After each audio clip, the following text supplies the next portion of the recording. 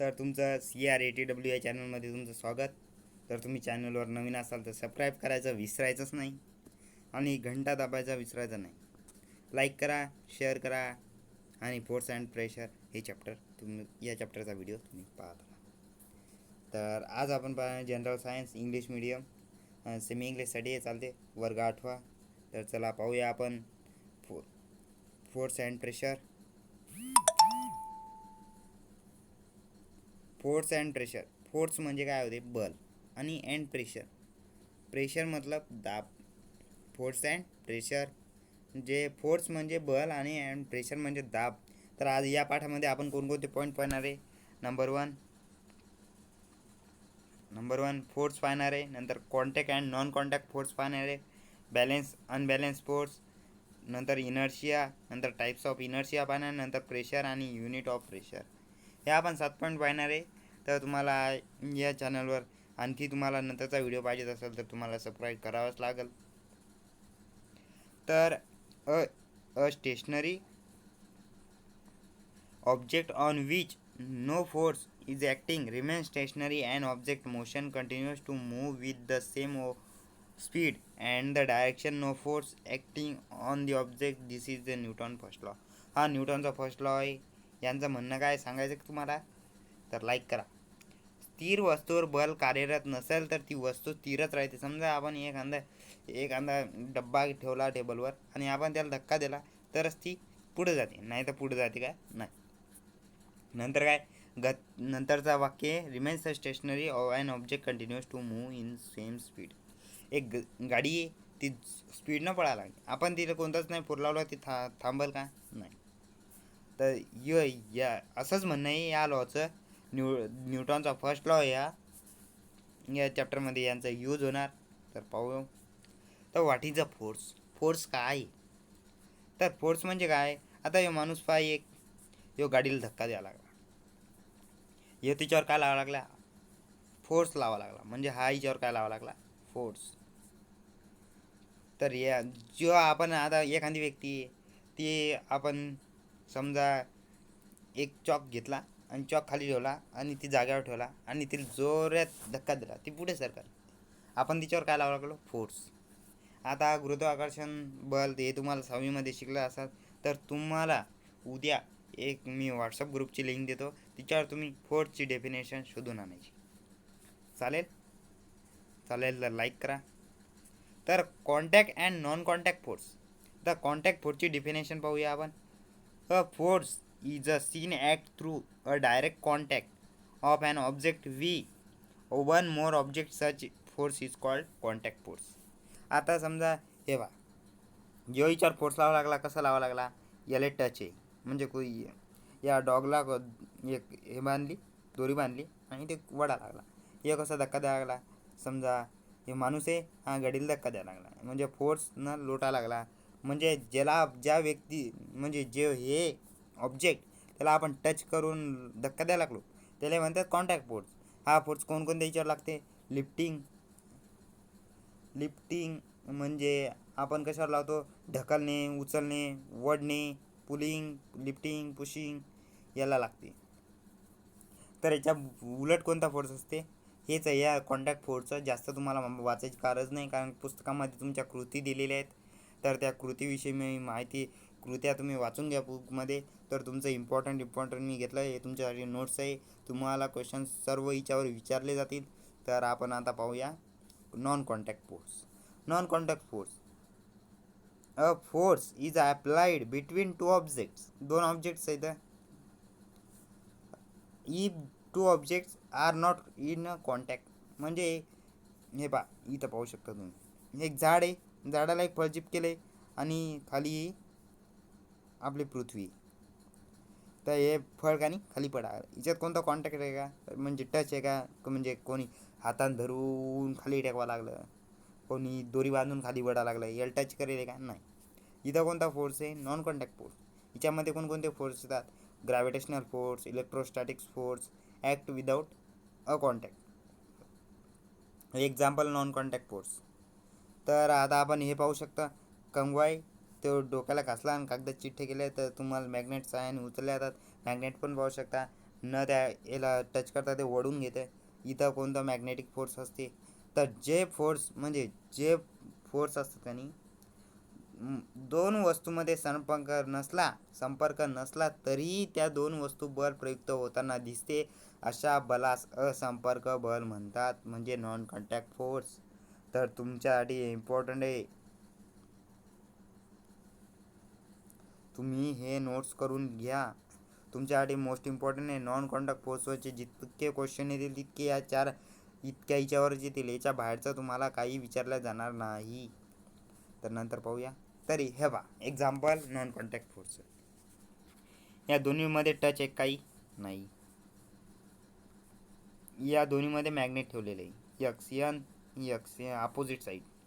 तर हे काय होतील, टच सोडून दिला तुम्ही, या एकमेकाला जाऊन चिकटतील, आहे ना, एकमेकाला जाऊन या चिकटतील. याची परिस्थिती म्हणजे यालाच म्हणतात नॉन कॉन्टॅक्ट फोर्स. म्हणजे कसं, यांच्यामध्ये कॉन्टॅक्ट नाही, म्हणजे लोचिंबक एक इकडून ठेवलं इकडून ठेवलं का दोन्हीमध्ये टच आहे का नाही ते ऑटोमॅटिक जातील, त्यालाच म्हणतात नॉन कॉन्टॅक्ट फोर्स.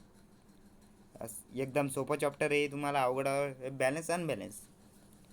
आता एक आपण एक ते जुने पुराणे तुम्ही तागडं पाहिलं असेल, तराजू. एक असं असते एक असं असते, ते दुकानदार मोजून देते त्यात.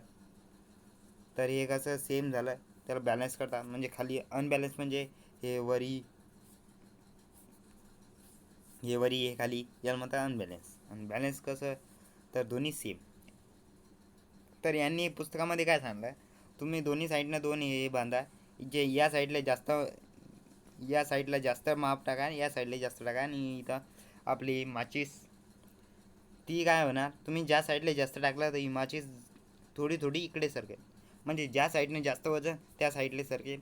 हे असं दिलेलं आहे. हे अनबॅलन्स फोर्सचं एक्झाम्पल आहे. आणि पलीकडलं जे आम्ही पहिले सांगितलं तुम्हाला, एक तराजू असं, त्याला दोन, आणि हे सेम, म्हणजे जे सेम असतात ते म्हणतात बॅलन्स. आणि अनबॅलन्स म्हणजे कसं खालीवर, म्हणजे अनबॅलन्स फोर्स. समजलं. तर अनबॅलन्स फोर्सचे आपण हे पाहू, काही डेफिनेशन आहे.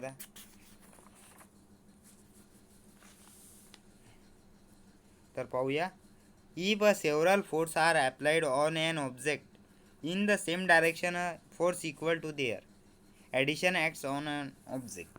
म्हणजे एखाद्या वस्तूवर एकाच दिशेने अनेक बल लावल्यास त्याच्या बेड जेवढे बल वस्तूवर प्रयुक्त होते.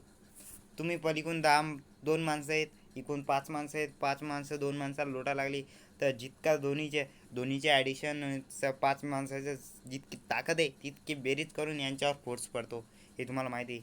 आणि जे दोघं आहेत त्या दोघांची बेरीज करून यांच्यावर बल पडते, तर जास्त कोणाची 5वाले लोटले जातील असं.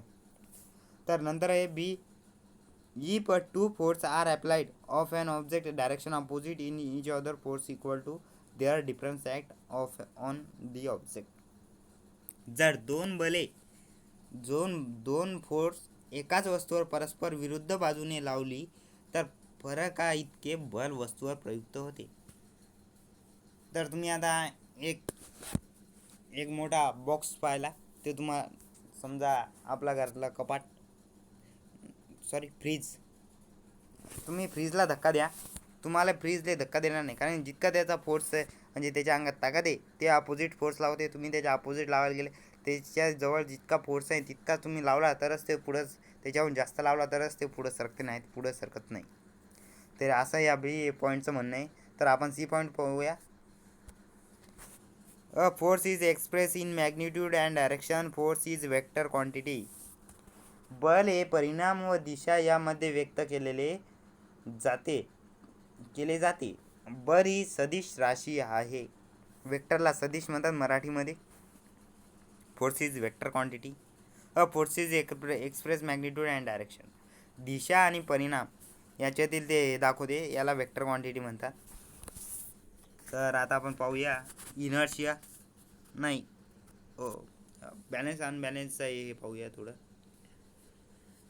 Wien a force applied a stationary object it moves. बलामुळे स्थिर वस्तूला गती दिली तर गती मिळते, वस्तूला गती. A speed is direction change.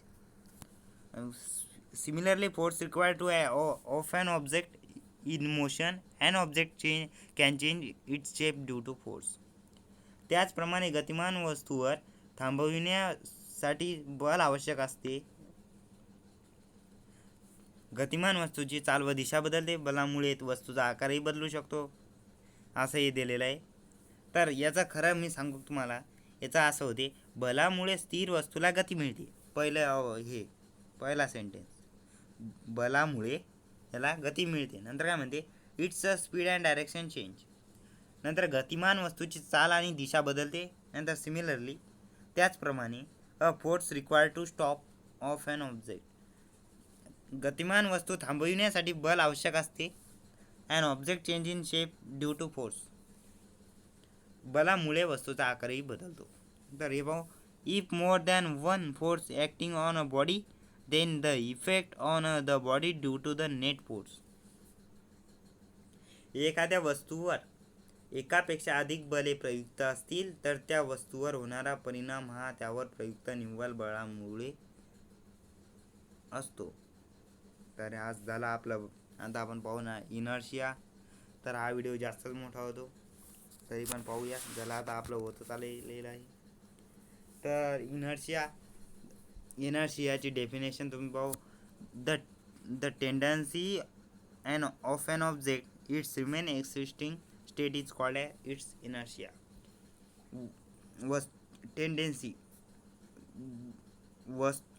Tendency म्हणजे स्थिती.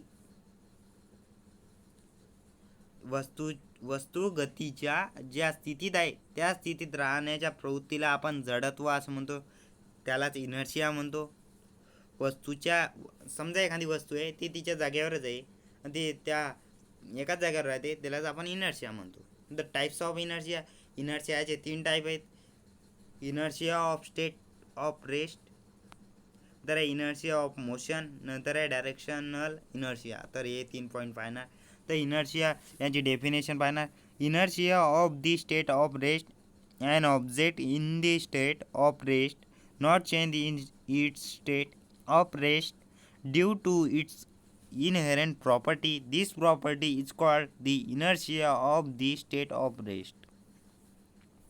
वस्तूच्या ज्या स्वाभाविक गुणधर्मामुळे ती आपल्या विराम अवस्थेत बदल करू शकत नाही त्या विराम अवस्थेत जडत्व म्हणतात. उदाहरणार्थ सांगू कशी, एक बस अचानक सुरू झाल्यास आणि प्रवासी मागच्या दिशेने फेकले जातात. म्हणजे आपण बसमध्ये बसले आणि बस चालू होते तर आपल्याला झटका बसते. तर असं आहे याचं म्हणणं. तर याला म्हणतात state of rest. Types of inertia. तर तुम्ही एक्झाम्पल ध्यानात ठेवा, बस स्टार्ट झाली तर आपल्याला झटका बसते, म्हणजे आपण मागं जातो. The inertia of motion, the inherent property of an object due to which its state of motion can not change is called its inertia of motion. For example, एक फॅन आहे, तो फिरायला लागला आपण तुम्ही बटन बंद केलं तर काय होईल, तो थोडा वेळ घुमल आणि बंद होऊन जाईल. तर एस-टी आहे पॅसेंजरची बस आहे, ती सरळ चालली आणि अचानक ब्रेक मारली. तर त्या ह्याच्यातले जे पॅसेंजर आहेत ते काय होतील, पुढं सरकतील ब्रेक मारल्यावर आणि स्टार्ट केल्यावर मागं जातील. तर इनर्शिया मोशनचं इतकं सोपं आहे, याला ध्यानात ठेवणं तुमच्यासाठी. द स्टेट ऑफ रेस्टचं कसं ठेवायचं, एस-टी स्टार्ट झाली तर आपल्याला मागं फेकले जाते. आणि इनर्शिया ऑफ मोशनचं कसं होईल, तर एस-टी थांबली तर आपलं पुढं जाईल. 2 मोशन, स्टेट ऑफ रेस्ट. नंतर पाहणार directional inertia, the inherent of an object due to which object can not change the direction of its motion is called as directional inertia. The vehicle motion along a straight line. Suddenly the passenger sitting in throw opposite on the direction turning. एक Turner, तुम्ही S टीमध्ये जात असाल, तुम्ही S T turn झाली का आपल्याला एक साईड फेकल्या आधी. म्हणजे कसं इथून अशी सरळ चालली ना अशी कलर, तर आपण या साईडला फेकल्या जाईल, आहे का नाही. एस टीमध्ये तुम्ही आपण उभे राहिलो तर एक साईड जातो, तसं होईल. अशी सरळ आली आणि असं झालं तर आपण या साईडला असं झुकतो वागतो, तर आपण या साईडला फेकला जातो. म्हणजे अपोजिट यालाच म्हणतात अपोजिट. तर आपण या साईडला गेलो असतो तर इन साईडनं गेलो असतो, तर याला आपण ऑपोजिट साईडनं फेकला जातो. तुम्ही पाहिलंच असेल, कुठं ट्राय करून पहा. टर्नवर आपण बाहेरच्या साईडनं फेकले जातो. तर आता आपण प्रेशर पाहणार. प्रेशरचा तर तुम्हाला फोर्सची मी सांगितली, तुम्हाला सांगितली, तर आता प्रेशरची मी सांगतो. The force exerted perpendicularly on a unit area is called as pressure. एका क्षेत्रफळामुळे लंब दिशेत प्रयुक्त असणाऱ्या बलास प्रेशर असे म्हणतात. समजलं? तर प्रेशरचा formula force upon area on which the force in applied. प्रेशरचा फॉर्म्युला कसा, जे फोर्स असते का नाही, फोर्स म्हणजे बल, आणि जो एरिया असते त्याच्यावर आपण म्हणजे जे बल ताकद लावायची आपल्याला ज्या वस्तूवर, त्या जितक्या वस्तूवर आपण ताकद लावणार तितक्याचं क्षेत्रफळ, त्यालाच आपण प्रेशर म्हणतो. समजलं? तर आता पाहना unit of pressure. The SI unit of force is newton. न्यूटनचं एसआय युनिट काय आहे पहा आता. तर आपला फॉर्म्युला तुम्ही पाहिला असेल, हा फोर्स आहे. तर आपल्याला काय म्हटलं त्यांनी, द फोर्सचं एसआय युनिट काय आहे, यन आहे. आणि नंतर काय म्हणते पाहू, the area is a measure in meter. Area कसे ते मीटरमध्ये मोजतो, तर याचं काय मीटर आपण मध्ये, तर एम स्क्वेअर. समजलं? नंतर काय म्हणते पाहू आपण पुढं. Sorry, there for the SI unit pressure is a N M square. पहा, सरळ सरळ फॉर्म्युलाच तयार झाला. तर आपण प्रेशरचं P is equal to N upon एमचा स्क्वेअर, हा फॉर्म्युला तयार झाला. तर याला आपण कसं मांडतो पावरी, P is equal to N oblique एमचा स्क्वेअर. तर असं मांडलेलं दिसेल तुम्हाला जिथे तिथे. तुम्हाला हा क्वेश्चन एक्झरसाइजमध्ये विचारलेला आहे, फिलिंग द ब्लँक्समध्ये. पाहून घेऊ. Is a known as a pascal in atmospheric sign unit, the pressure is bar. N M square यालाच आपण पास्कल असे म्हणतात. म्हणजे पास्कल एक हे हवामानशास्त्राचे दाबाचे एकक बार. हे एक बार म्हणजे 10 पास्कल, म्हणजे 10⁵ पास्कल. तर इथं चुकीचं दिलेलं आहे. तर हे कसं आहे सांगतो तुम्हाला, वन बार समजा, आणि इथं 10⁵ असे, त्याला pascal. The pressure is scalar quantity. प्रेशर ही कोणती क्वांटिटी आहे, इज अ स्कॅलर क्वांटिटी. आणि आपण अगोदर कोणती क्वांटिटी, इनर्शिया इज, ती कोणती क्वांटिटी होती, वेक्टर क्वांटिटी. तुम्हाला सांगतो कोणती क्वांटिटी होती. तर पाहू आपण, वेक्टर क्वांटिटी पाहिलं होतं आपण, is a vector quantity. He unbalance मध्ये. तर आपण force is express in magnitude direction. फोर्सची कोणती क्वांटिटी आहे, वेक्टर क्वांटिटी. आणि फोर्सची वेक्टर क्वांटिटी आणि प्रेशरची स्कॅलर क्वांटिटी. लक्षात ठेवा.